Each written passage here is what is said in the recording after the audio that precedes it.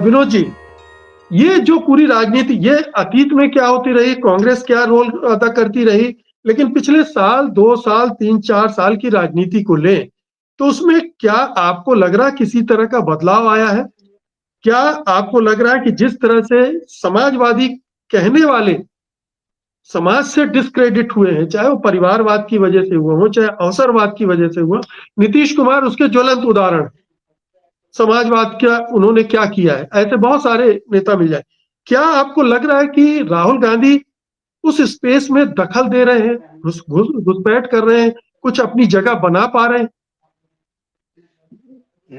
देखिए, अभी मैंने शैलेश जी को और अपने मित्र सुनीलन जी को सुना। शैलेश जी मेरे वरिष्ठ रहे हैं और सुनीलम हमारे बहुत वैचारिक मित्र हैं। शैलेश जी ने जो बात कही मैं उससे पूरी तरह सहमत हूँ। सुनीलम जी की बात पे एक दो चीजें मैं जोड़ना चाहूंगा। अब जैसे सुनीलम जी ने कहा कि जो कांग्रेस सोशलिस्ट पार्टी थी 1948 में, वो लोग इसलिए अलग हो गए, लोहिया जयप्रकाश, आचार्य नरेंद्र देव, की कांग्रेस के अंदर दक्षिण पंथियों का प्रभाव बढ़ गया था। मैं मेरा इसमें कहना है कि अगर वो अलग ना होते तो शायद दक्षिण पंथियों का प्रभाव ना बढ़ता। उनके अलग होने से दक्षिण पंथियों का प्रभाव और बढ़ गया और नेहरू अकेले पड़ गए। ये भी एक बहुत बड़ी कहा, और ये ऐतिहासिक, मैं तो इसको ऐतिहासिक भूल मानूंगा कि समाजवादियों को अलग नहीं होना चाहिए था, तो संविधान सभा में शामिल होना चाहिए था।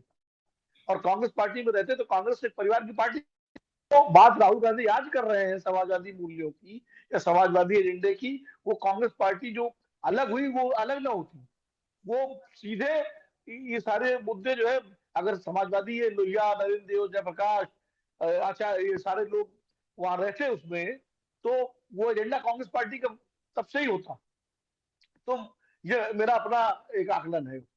दूसरी बात ये है कि ये बात सही है, सुनील ने कहा कि जगह जगह समाजवादी टक्कर दे रहे हैं तो भारतीय जनता पार्टी को। तो नीतीश कुमार भी तो समाजवादी है, वो तो सहारा दिए हुए हैं लगातार। बीजेपी अगर बिहार में आगे बढ़ी है और पैन बिहार पार्टी बनी है तो उससे श्रेय नीतीश कुमार और जॉर्ज फर्नांडीज को जाता है।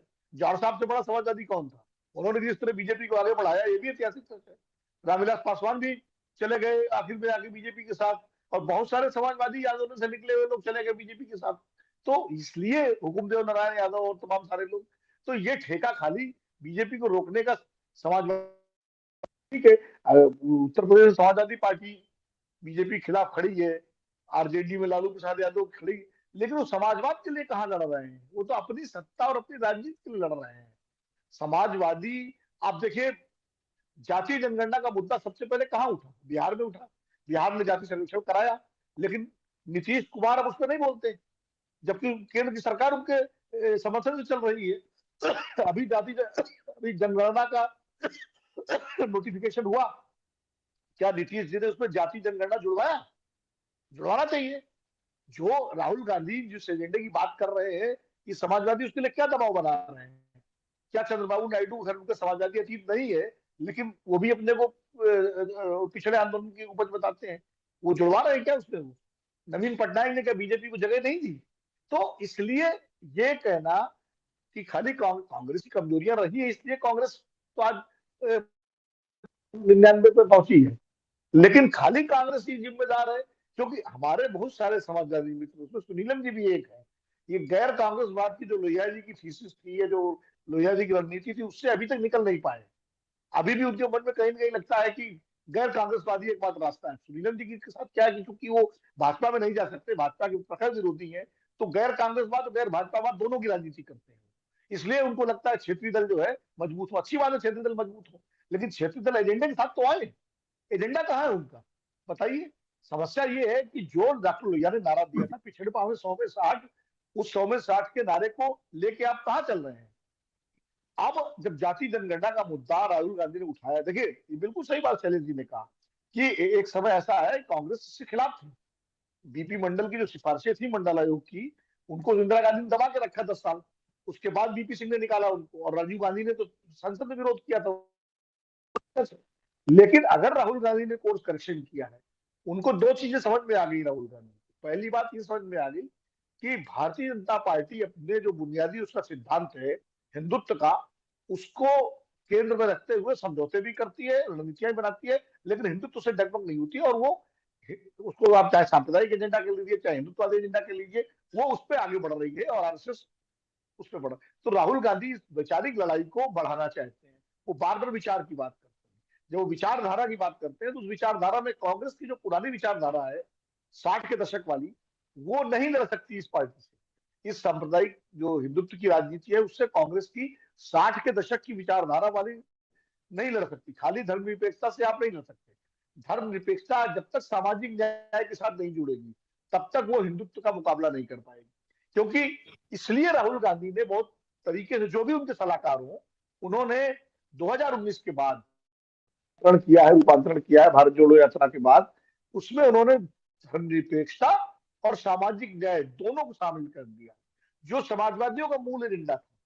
देखिए, एक समय में समाजवादी धर्मनिरपेक्षता, सांप्रदायिकता का विरोध और सामाजिक न्याय दोनों को प्रतीक माने जाते थे, लेकिन लोहिया जी के गैर कांग्रेसवाद ने समाजवादियों को जनसंघ के आरएसएस के करीब पहुंचा दिया।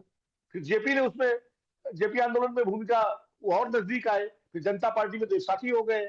उसके बाद वीपी सिंह के साथ जो है कम्युनिस्ट और बीजेपी और सोशलिस्ट सब एक साथ हो गए गैर कांग्रेसवाद के उसमें। तो ये सब, अब राहुल गांधी उस पूरी विचारधारा को, कांग्रेस की ओरिजिनल विचारधारा जो गांधी जी के जमाने की थी, जिसमें नेहरू भी थे, लोहिया भी थे, नरेंद्र देव भी थे, जयप्रकाश भी थे, वो सारे पुराने नेता थे जो उस विचारधारा को एक वो देकर, एक मूर्त रूप दे करके उस एजेंडे को आगे बढ़ाना चाहते हैं। तो ये समाजवादियों का एजेंडा तो है ही, लेकिन कांग्रेस का मूल पार्टी, जिसमें उस कांग्रेस पार्टी की बात कर रहा हूं जो 47 के पहले की कांग्रेस पार्टी थी, जिसमें समाजवादी भी शामिल थे, उस कांग्रेस पार्टी का मूल एजेंडा ये है जिसमें सामाजिक न्याय और धर्मनिरपेक्षता दोनों शामिल है।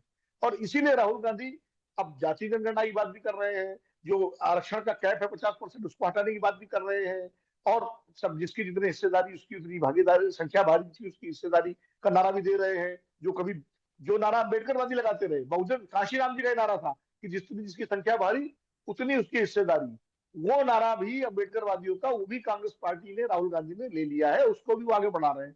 तो अम्बेडकर, लोहिया, गांधी, तीनों की एक सिनर्जी बना करके राहुल गांधी ने कांग्रेस की इस विचारधारा को एक मूर्त रूप प्रदान किया है। हालांकि इसका विरोध उनको कांग्रेस के भीतर भी करना, सहना पड़ रहा है। कांग्रेस के तमाम पुराने नेता जो पुरानी मानसिकता से है, सवर्णवादी मानसिकता या 28वादी मानसिकता से, वो राहुल गांधी की, लेकिन मजबूरी में वो, इसीलिए राहुल गांधी का एजेंडा जमीन पर उतरने में समस्या आ रही है, क्योंकि नीचे जो उनको ले जाना है जिन कार्यकर्ताओं को, वो अभी भी उसी तरह से पुराने जड़ता के शिकार हैं। तो जी। ये एक दिक्कत उनके सामने है।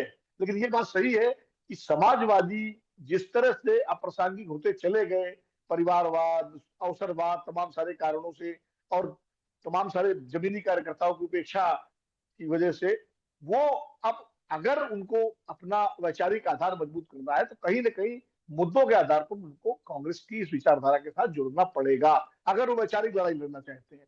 सत्ता की लड़ाई लड़ना जी, चाहते हैं तो कहीं जाए नीतीश कुमार की तरह। बिल्कुल।